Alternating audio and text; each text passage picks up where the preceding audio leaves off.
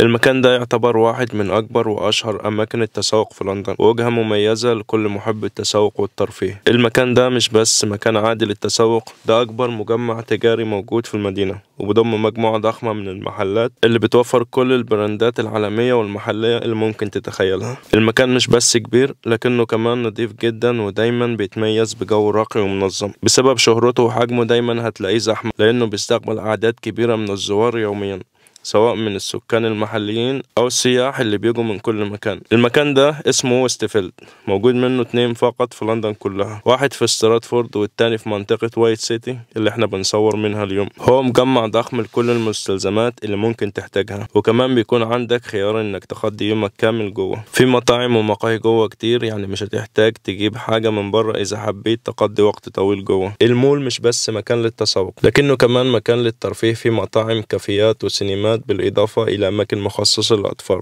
عشان تكون تجربة التسوق ممتعة لكل أفراد العيلة. ويستفيلد مول فعلا تجربته متكاملة، لازم أي حد جاي يزور لندن يحطها في خطته. المكان ده من أكتر الأماكن اللي بنقضي فيه وقتنا، لكن دايما كان بيكون فيه مشكلة، وهي عدم وجود مكان نصلي فيه. فكنت بتحتاج تمشي حوالي ربع ساعة عشان توصل للمسجد اللي موجود في منطقة وايت سيتي. والمفاجأة وهي غرض الفيديو ده، إن في مكان مخصص للصلاة جوه ويستفيلد للرجال والنساء.